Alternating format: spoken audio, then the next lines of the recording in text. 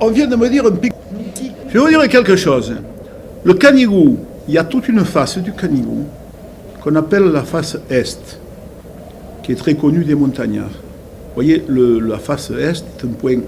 Le côté Est a toujours été, dans tout le mysticisme, très apprécié. Le côté Est, des églises, etc., etc. Et là, cette face Est reçoit les premiers rayons du soleil. Les gens qui, dans toute une époque, se tournaient vers l'Est, apercevaient les premiers rayons de soleil sur le Canigou. Donc c'était un pic qui représentait quelque chose de très important, le Canigou.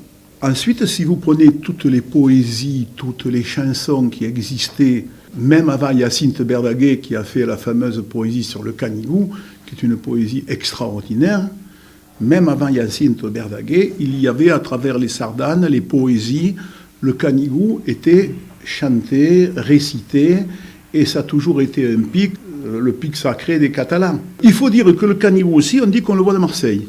On a une photo, nous, qu'on nous a envoyée. Une fois par an, on voit le Canigou de Marseille. Quand on dit l'importance de le voir de Marseille, le Canigou, et je crois qu'il y a peu de pics au monde. Je sais qu'il n'y en a que 2 ou 3 en Europe. Et au monde, il y en a peu qui se trouvent à cette altitude si près de la mer. Ça, il y en a peu. C'est un pic, son altitude et la distance de la mer est très rare. C'est un pic qui était connu par les Phéniciens et par tous les navigateurs de l'époque parce qu'il servait pour la navigation.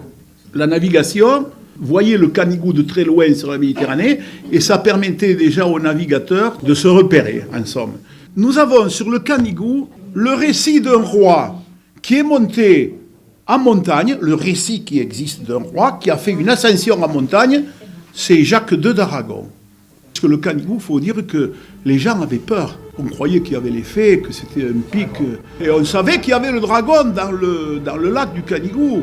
Alors les gens, il ne fallait pas leur dire de monter au Canigou. Et lui, une fois, ce roi, il dit, bon, puisque c'est ça, je prends une armée, véritablement des cavaliers et tout, je prends les chemins, et malgré les fées, malgré les dragons, moi, je m'en vais monter au Canigou. Et je fais une armée pour ça. Et au fur et à mesure qu'il montait, les gens se tiraient. Jusque son chevalier qui était à côté de lui, avant d'arriver au lac, et moi, je ne monte pas plus loin. Et il s'est retrouvé tout seul. Il y a un écrit que nous avons.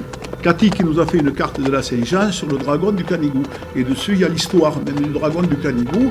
Il dit qu'il s'est battu contre le dragon, qu'il a vaincu le dragon, qu'il a pu monter au Canigou. Si on regarde toute la mythologie et compagnie, on sait que le dragon, c'est les forces obscures. C'est pas forcément un dragon.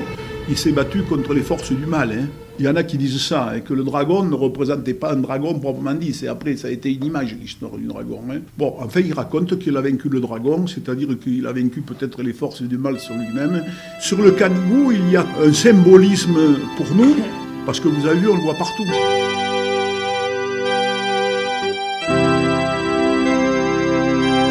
Le Canigou, il a un avantage sur les autres.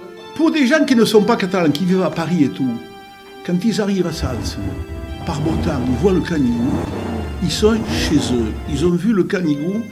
Le Canigou est là pour nous dire « je suis présent, je suis là ». Et nous, ici, quand on voit le Canigou, on est content.